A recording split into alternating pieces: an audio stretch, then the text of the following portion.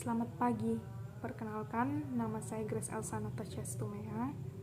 Saya dari kelas 11 MIPA 1 dan sekarang saya akan menjelaskan mengenai permainan sepak bola.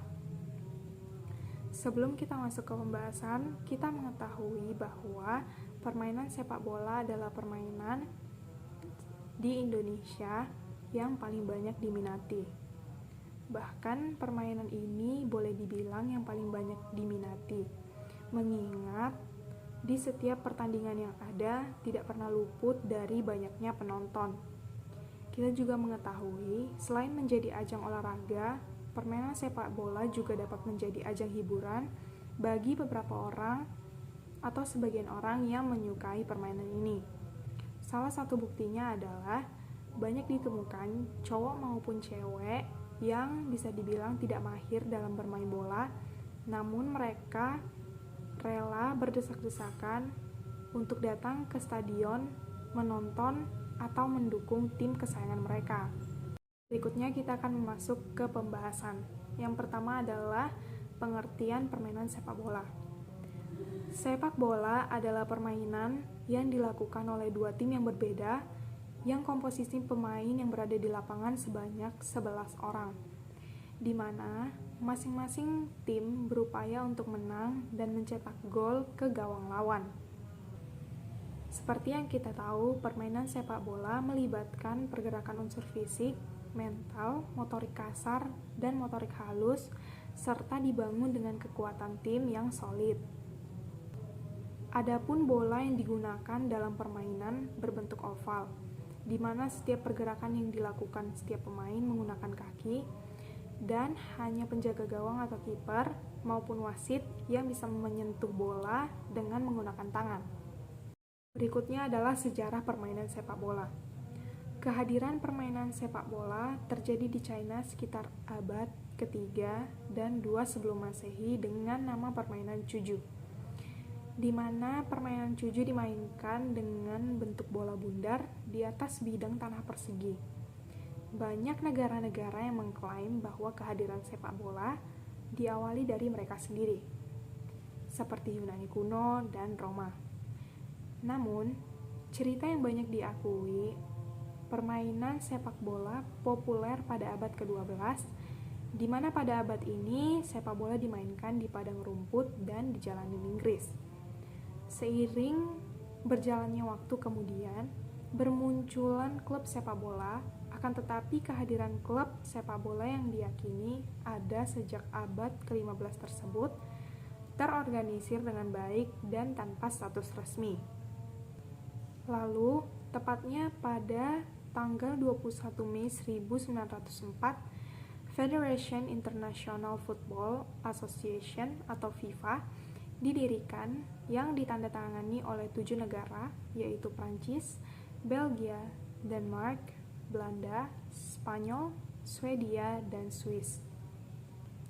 Lalu sejak saat itu, semakin digandrunginya olahraga sepak bola, diperkuat dengan dimasukkannya sebagai olahraga resmi dalam Olimpiade pada tahun 1908.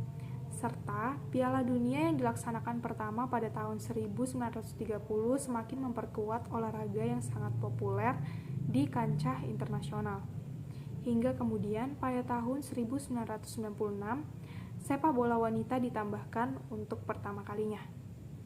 Berikutnya adalah mengenai peraturan yang ada pada permainan sepak bola. Sebagai salah satu olahraga tertua di dunia, dan juga olahraga yang paling banyak diminati untuk ditonton, saat ini permainan sepak bola ini dimainkan di seluruh dunia oleh jutaan orang dengan miliaran supporter. Tidak heran sepak bola hadir dalam berbagai konsep pertandingan seperti Piala Dunia. Melihat antusias penduduk dunia terhadap sepak bola harus berbarengan dengan aturan main. FIFA sebagai organisasi internasional yang menaungi olahraga ini telah mengeluarkan aturan baku, di mana aturan ini disebut sebagai Law of the Game, yang menurut mereka berlaku untuk semua pertandingan baik tingkat internasional maupun pertandingan antara anak kecil di desa-desa terpencil. Kita akan masuk beberapa aturan pada permainan sepak bola. Yang pertama adalah mengenai peraturan tentang gol yang sah, di mana aturan pertama yang perlu diperhatikan adalah untuk memenangkan pertandingan bola harus masuk ke gawang lawan. Setiap tendangan yang mengarah ke gawang lawan harus diakhiri dengan melewati garis agar bisa menjadi gol yang sah. Gol dapat dicetak dengan bagian tubuh manapun selain dari tangan atau lengan hingga ke bahu. Berikutnya adalah mengenai peraturan tentang waktu permainan. Aturan umum yang perlu diperhatikan adalah waktu yang berlaku selama pertandingan adalah selama 90 menit. Selama pertandingan akan dibagi menjadi dua bagian, yaitu adalah 45 menit pertama, kemudian akan mengambil waktu selama 15 menit untuk melanjutkan permainan kedua selama 45 menit. Berikutnya adalah mengenai peraturan tentang jumlah pemain. Kita mengetahui pada setiap tim terdiri dari 11 pemain, yaitu 10 pemain lapangan dan juga 1 penjaga gawang. Setiap tim dapat menyediakan hingga 7 pemain pengganti. Pergantian pemain dapat dilakukan kapan saja dalam pertandingan dengan masing-masing tim dapat dilakukan maksimal 3 pergantian pemain per sisi. Berikutnya adalah peraturan wasit dan pemberian kartu. Setiap pertandingan harus menyertakan 1 wasit dan 2 asisten wasit atau hakim garis. Tugas wasit adalah bertindak sebagai penjaga waktu dan membuat keputusan apa yang mungkin perlu dibuat seperti pelanggaran, tendangan bebas, lemparan ke dalam, penalti, dan ditambahkan tepat waktu di akhir setiap babak. Untuk pelanggaran yang dilakukan oleh seorang pemain dapat diganjar dengan kartu kuning atau kartu merah tergantung tingkat pelanggaran yang dilakukan. Keputusan mengenai hal itu akan dibicarakan oleh wasit dan 2 asisten wasit. Yang berikutnya kita akan membahas mengenai manfaat bermain sepak bola. Permainan sepak bola yang populer dan asik ini sifatnya kompetitif. Bahkan ada sebagian orang yang melakukan olahraga sepak bola ini hanya untuk kesenangan. Meskipun alasannya hanya untuk kesenangan, ternyata kehadiran sepak bola memberikan manfaat positif bagi kesehatan. Contoh manfaat yang kita dapat pada saat bermain sepak bola yang pertama adalah menambah kebugaran dan stamina. Menambah stamina di mana kombinasi lari, jalan kaki, lari cepat, dan menendang dapat memberikan peningkatan stamina. Berikutnya adalah meningkatkan kerjasama tim dan sosial. Manfaat sepak bola berikutnya adalah manfaat sosial. Manfaat sosial sepak bola adalah meningkatkan kerjasama tim. Bermain sepak bola juga akan dikaitkan dengan sifat kepemimpinan dan berteman baik dengan bermain sepak bola. Berikutnya adalah baik untuk kesehatan mental. Dilansir dari portal Football Talk bahwa dengan berolahraga termasuk melakukan sepak bola dapat memberikan manfaat terhadap kesehatan mental, di mana olahraga teratur juga dianggap dapat membantu memperbaiki masalah-masalah kesehatan mental seperti depresi dan stres. Berikutnya adalah baik untuk kognisi. Tidak banyak yang mengetahui hal ini, tapi bermain sepak bola memiliki pengaruh yang signifikan terhadap fungsi kognitif otak seseorang. Karena ini adalah permainan strategis yang membutuhkan pengambilan keputusan cepat, sepak bola meningkatkan ketekunan, disiplin diri, dan konsentrasi. Berikutnya adalah membantu problem solving anak. Bermain sepak bola untuk anak-anak usia sekolah dapat membantu membangun keterampilan pemecah masalah yang kuat. Pemain harus bisa menyelesaikan masalah dengan rekan satu tim dan lawan mereka untuk menjadi yang teratas. Selanjutnya kita akan membahas mengenai ukuran lapangan permainan sepak bola. Lapangan harus terbuat dari rumput buatan atau alami, di mana semua wilayah di dalam garis putih pada lapangan adalah area pertandingan. Ukuran lapangan diperbolehkan bervariasi. Aturan FIFA menerapkan standar lapangan sepak bola internasional adalah panjangnya 100-110 meter, sementara lebarnya 64 sampai 75 meter. Adapun lingkar tengah memiliki radius 9,15 meter. Sedangkan ukuran kotak penalti adalah 40,3 kali 16,5 meter. Di dalam lapangan terdapat 2 gawang yang dijaga oleh masing-masing kiper, di mana gawang itu sendiri terdiri dari bingkai berukuran tinggi 8 kaki dan lebar 8 meter. Untuk selanjutnya kita akan membahas mengenai teknik dasar permainan sepak bola. Yang pertama ada teknik dasar mengoper atau passing. Ada beberapa teknik passing yang baik agar bola dapat terakurasi dan sampai di kaki teman tanpa direbut oleh tim lawan. Yang pertama ada inside of the foot or push pass, kaki bagian dalam. Teknik passing dengan kaki bagian dalam ini memiliki tingkat akurasi yang lebih baik dan cocok untuk dipakai di operan jarak pendek. Yang kedua ada outside of the foot, kaki bagian luar. Tipe passing yang kedua adalah outside foot atau mengoper dengan bagian luar kaki. Teknik ini perlu sering dilatih agar akurasinya tepat. Yang ketiga ada in-step drive.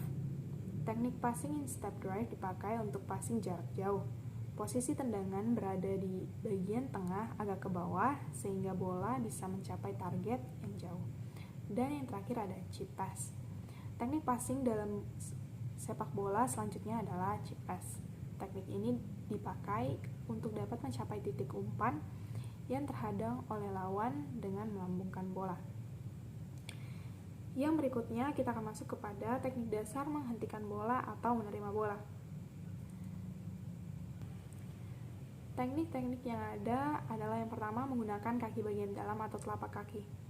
Teknik ini adalah menggunakan telapak kaki dan ketika bola akan sampai, gerakannya seperti menginjak bola dengan kaki yang sedikit terangkat dan lutut tertekuk. Kedua ada menggunakan kaki bagian dalam. Seperti saat mengoper bola, kaki bagian dalam juga bisa dipakai untuk menghentikan bola.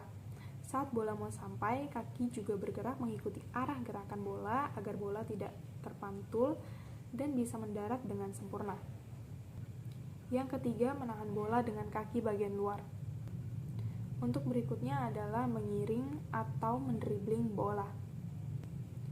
Contoh-contoh tekniknya adalah dribbling dengan menggunakan sisi kaki bagian dalam. Dribbling yang pertama adalah menggunakan sisi kaki bagian dalam. Caranya adalah dengan menyentuh bola dengan sisi kaki bagian dalam dan posisi kaki adalah tegak lurus terhadap bola. Berikutnya, dribbling dengan sisi kaki bagian luar. Keterampilan mengontrol bola ini digunakan ketika pemain yang menguasai bola sedang berlari dan mendorong bola sehingga bisa mempertahankan bola tersebut tetap berada di sisi luar kaki. Berikutnya, mendribling menggunakan kura-kura kaki. Teknik dribbling ini dibilang lebih enak dan bisa dipakai untuk dribbling dengan kecepatan tinggi. Berikutnya adalah mengontrol bola. Hal ini berkaitan dengan pengendalian bola yang berkaitan dengan penguasaan seluruh bagian tubuh terkecuali tangan dalam memainkan dan mengatur keberadaan bola agar tetap stabil di antara bagian tubuh. Berikutnya, kontrol tubuh. Untuk berikutnya kita akan membahas tokoh-tokoh terkenal yang memainkan permainan sepak bola ini. Sepanjang sejarah permainan sepak bola telah banyak melahirkan tokoh-tokoh berjasa untuk klub dan negaranya. Keberadaan tokoh sepak bola ini tidak lain adalah berkat kegigihan selama menjadi atlet, tertib dalam latihan, dan menjunjung tinggi sportivitas. Pada Maret tahun 2020, majalah France Football merilis sebanyak 50 nama tokoh berpengaruh dalam sepak bola. 4 diantaranya adalah Kylian Mbappe, Neymar, Lionel Messi, juga Cristiano Ronaldo. Cristiano Ronaldo sebagai tokoh dan pemain sepak bola akan menjadi legendaris di masa yang akan datang. Ia telah menginspirasi banyak orang dengan segudang prestasi dan kekayaan yang dimiliki dari hasil pertandingan demi pertandingan menakjubkan yang ia mainkan. Maka tidak salah Cristiano Ronaldo adalah tokoh ternama dan berpengaruh yang akan terukir sejarah di kemudian hari.